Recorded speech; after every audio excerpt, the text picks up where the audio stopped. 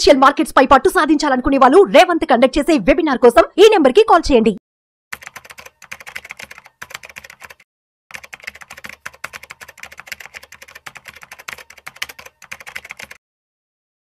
నమస్తే, నేను జీవి సత్యనారాయణ. మళ్ళీ ఈ వీడియో కూడా గోల్డ్ వీడియోనే. గోల్డ్ లేటెస్ట్గా ఆర్బీఐ వాళ్ళు 25 టన్నుల బంగారం కొనడం జరిగింది. అది ఏం జరిగింది ఎలా అనేది చూద్దాం. ఈ ఫైనాన్షియల్ ఇయర్ సెకండ్ హాఫ్లో, అంటే మనకి 4 క్వార్టర్లు ఉంటాయి. First half, second half. 4 క్వార్టర్లు: April, May, June first quarter, July, August, September second quarter, October, November, December third quarter, జనవరి, ఫిబ్రవరి, March fourth quarter, April to June, July, August, September వరకు first half అంటారు. అక్టోబర్, నవంబర్, అక్టోబర్ నుంచి మార్చి వరకు second half అంటారు. First half, second half. ఈ second హాఫ్లో ద్వితీయార్థంలో ఆర్బీఐ వాళ్ళు 25 టన్నుల బంగారాన్ని కొనుగోలు చేయడం జరిగింది. ఇది సెంట్రల్ బ్యాంక్ దగ్గర ఇప్పుడు ఉన్నటువంటి నిల్వ లేటెస్ట్ డేటా సర్వే ప్రకారంగా ఈ డేటా ఏదైతే ఉందో 879.59 టన్నులకు చేరుకుంది అనేది అనౌన్స్మెంటు. ఏది బంగారం నిల్వలు. అయితే ఇది సెప్టెంబర్ 24, అంటే పోయిన సంవత్సరం, అంటే ఫస్ట్ హాఫ్ క్లోజ్ అయ్యే టైంకి సెప్టెంబర్ 2024 నాటికి 854.78 టన్నులు నిల్వ ఉంటే ఇప్పుడు 879.59 టన్నులు, 25 టన్నులు యాడ్ అయింది. అయితే ధరలు పెరుగుతూ ఉంటే రిజర్వ్ బ్యాంక్ ఎందుకు కొంటుంది? మరి ధరలు పెరుగుతూ ఉంటే రిజర్వ్ బ్యాంక్ కొనవలసిన అవసరం ఏమిటి? రిజర్వ్ బ్యాంకు ఇంత పెరిగినా కానీ ఎందుకు కొంటుంది?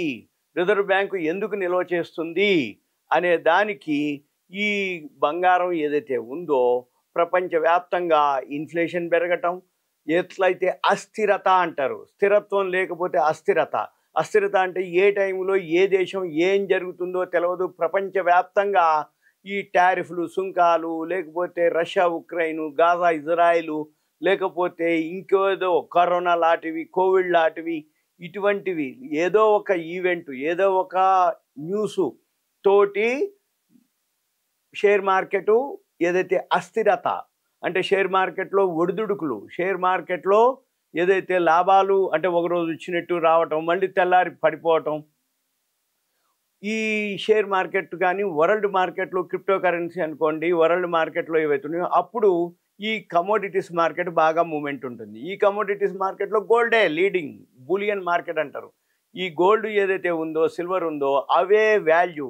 ఇప్పటి నుంచి కాదు, ఏ దేశంలో ఏ అంటే ఎవరి దగ్గర బంగారం నిల్వలు ఎక్కువ ఉంటాయో వాళ్ళు, మీరు గమనించినట్లయితే ఎప్పటికప్పుడు బంగారం తగ్గినా మళ్ళీ పెరిగే అవకాశాలే ఎక్కువ ఉంటాయి. బంగారం పెరగటమే కానీ తగ్గే అవకాశాలు తక్కువ. అయితే బంగారం నిల్వల్ని బట్టే దేశం యొక్క ఆర్థిక స్థితిగతులు, దేశం యొక్క పురోగతి, దేశం యొక్క అంటే స్ట్రాంగ్ ఉందా, వీక్ ఉందా.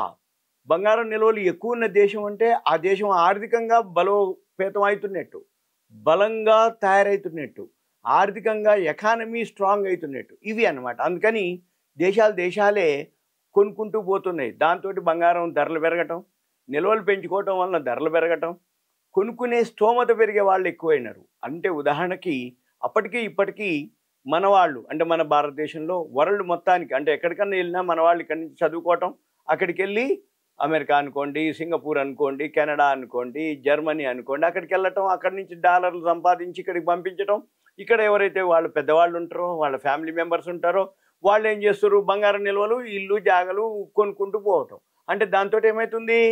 మన ఎకానమీ బాగుంటుంది, ఆర్థిక వ్యవస్థ బాగుంటుంది. ఆర్థిక వ్యవస్థ ఎప్పుడైతే అభివృద్ధిలోకి వస్తుందో మనం కూడా అభివృద్ధిలోకి వచ్చినాం. అంటే మనం ఉంటేనే దేశం అభివృద్ధి చెందుతున్నట్టు. మనం అభివృద్ధి చెందుతూ ఉన్నప్పుడు మన దగ్గర బంగారం నిల్వలు ఇంకా పెరుగుతున్నాయి అంటే మన దేశం కూడా అభివృద్ధిలో ఉన్నట్టు. అందుకని బంగారం తగ్గినా మళ్ళీ పెరుగుతూనే ఉంటుంది. మనం గమనించినట్లయితే 60,000, 80,000, ఇప్పుడు లక్షకు అటు ఇటుకు ఉంది. మళ్ళీ 1,00,000 దాటిపోతే కొన్నాళ్ళకి స్లోగా పోతూ ఉంటుంది. అంతే తప్ప ఇక 1,00,000 దిగే అవకాశాలు కొద్ది శాతము, పెరిగే అవకాశాలు ఎక్కువ శాతం. అది గమనించాలి. ఎందుకు అంటే ఇదే రీజను. ఇక మే 5 నాడు రిజర్వ్ బ్యాంక్ వాళ్ళు బంగారాన్ని 25 టన్నులు కొన్నట్టుగా అనౌన్స్ చేయడం జరిగింది. ఇది సెకండ్ హాఫ్లో వీళ్ళు చేసిర్రు కొనటం. ఈ సెంట్రల్ బ్యాంక్ వద్ద ఏదైతే ఉన్నాయో ఇప్పుడు ఇంత అంటే 880 టన్నులుగా ఉన్నట్టుగా వాళ్ళు అనౌన్స్ చేయటం. అయితే పోయిన సంవత్సరానికి అంటే లాస్ట్ ఇయర్కి ఇప్పటికి 25 టన్నులు 854.73 ఉన్నటువంటిది సెప్టెంబర్ 24కి ఇప్పుడు 880 అయింది.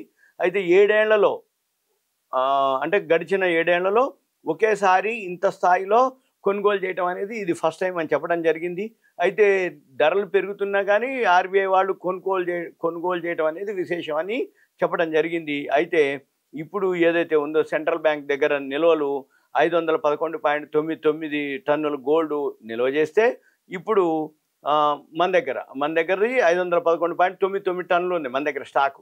అయితే ఇంకొక 348.62 మెట్రిక్ టన్నులు బ్యాంక్ ఆఫ్ ఇంగ్లాండ్లో ఉంది మందే స్టాకు. మళ్ళీ బ్యాంక్ ఫర్ ఇంటర్నేషనల్ దగ్గర అంటే BIS అంటారు, బ్యాంక్ ఫర్ ఇంటర్నేషనల్ సెటిల్మెంట్స్, అక్కడ మందే మళ్ళీ డిపాజిట్ రూపంలో 18.9 టన్నులు ఉంది మందే స్టాకు. అంటే మన దగ్గర టోటల్ 880 టన్నులు మెట్రిక్ టన్నులు. 880 మెట్రిక్ టన్నుల్లో మన దగ్గర 511.99, బ్యాంక్ ఆఫ్ ఇంగ్లాండ్ దగ్గర 348.62 మెట్రిక్ టన్నులు, 18.98 మళ్ళీ బ్యాంక్ ఫర్ ఇంటర్నేషనల్లో మనది గోల్డ్ స్టాక్ ఉంది. ఇక మన పని ఏంటిది అంటే జనరల్గా దేశాలే కొంటున్నాయి అంటే అర్థం ఏంటిది? బంగారం ధర. అయితే మరి బంగారం ధర ఎక్కువ తగ్గొచ్చానంటారు. ఒకటే రీజన్, బంగారం ధర తగ్గడానికి మైన్స్లో ప్రొడక్షన్ బాగా పెరగాలి. ప్రొడక్షన్ కాస్ట్ తగ్గిపోతే సప్లై పెరుగుతుంది. డిమాండ్ ఎంతున్నా సప్లై పెరిగినప్పుడు ఆటోమేటిక్గా ధరలో కొంచెం కరెక్షన్ వస్తుంది. ఎప్పుడైనా కానీ బంగారం ధరలు పెరగటానికి తగ్గటానికి రీజన్స్ ఒక 5 ఉంటాయి. ఒకటి, నిల్వలు ఎంత ఉన్నాయి, ఇన్వెంటరీస్ అంటారు. ప్రొడక్షన్ ఎంత అవుతుంది, డిమాండ్ ఎంత ఉంది, యూసేజ్ ఎంత ఉంది, సప్లై ఎంత ఉంది. Usage, supply, demand, production, inventories, నిల్వలు ఎక్కువ ఉన్నాయి, అమ్మేస్తారు. ఏదో ఒక దేశం నిల్వలు ఎక్కువైపోయి పైసలు అవసరమైంది అనుకోండి, అమ్మేసాడు అనుకోండి, సప్లై పెరుగుద్ది, అప్పుడు ధర పడిపోద్ది. మైన్స్లో ప్రొడక్షన్ పెరిగింది, మార్కెట్లోకి సప్లై పెరుగుద్ది. ఎప్పుడైతే సప్లై పెరిగిందో మార్కెట్లోకి ఆటోమేటిక్గా డిమాండ్ తగ్గిపోతుంది. డిమాండ్ తగ్గిపోయినప్పుడు అంటే ప్రొడక్షన్ పెరిగి సప్లై వచ్చినప్పుడు ఏమవుతుంది? ధర తగ్గిపోద్ది. ధర తగ్గిపోయిందంటే డిమాండ్ తగ్గిపోయినట్టు. ధర తగ్గింది, డిమాండ్ తగ్గింది, ప్రైస్ ధర కూడా ఆటోమేటిక్గా తగ్గిపోద్ది. మన పని ఏంటిది? ప్రొడక్షన్ బాగా పెరగాలి, నిల్వలు ఎవరైతే ఉన్నవాళ్ళు అన్లోడ్ అన్న చేయాలి, లేదు కొనుగోలు వాళ్ళు తగ్గించాలి. అంటే మనం కొనుక్కోవడం తగ్గించాలి, అదనే జరగాలి. అయితే డిమాండ్, సప్లై, యూసేజ్, ప్రొడక్షన్. అయితే ఇప్పుడు ఎట్లుంది? ఏవైతే మ్యారేజెస్, ఈవెంట్స్ కానీ ఇది మనం కాదు, మన దగ్గర పెరగడం తగ్గడం కాదు, ఇది వరల్డ్ మార్కెట్ సంబంధించింది. వరల్డ్ మార్కెట్లో పెరిగితే మంది పెరుగుద్ది, వరల్డ్ మార్కెట్లో తగ్గితే మంది తగ్గుద్ది. అంతే తప్ప మన దగ్గర ఏవో పెళ్ళిళ్ళు ఉన్నాయని, అక్షయ తృతీయ ఉందని, ఆషాఢ మాసం అని, శ్రావణ మాసాలు దానికి సంబంధమే లేదు అసలు.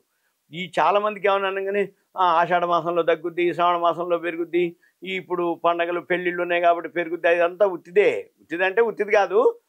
అవి ఒక రీజన్. కానీ కొనుక్కోవటానికి కానీ, అమ్మటానికి కానీ, పెరగటానికి కానీ, అసలు పెరుగుద్దా లేదా అని తెలవటానికి మొత్తం ఏంటిది? వరల్డ్ మార్కెట్లో డాలరు ఈ ఏదైతే డైలీ ట్రేడింగ్ జరుగుతుంది, investing.com అని ఒక వెబ్సైట్ ఉంటుంది, దాంట్లో జరుగుతుంది. మళ్ళీ investing.comతో పాటు లండన్ బులియన్ మార్కెట్స్ అసోసియేషన్ వాళ్ళు ధర నిర్ణయిస్తారు. వీటిని బట్టి వరల్డ్ మార్కెట్ పెరగటం తగ్గటం జరుగుతుంది. అంతే తప్ప మనతోటి అనేది ఏం లేదు. ఉంటా. Thank you. సెలవు.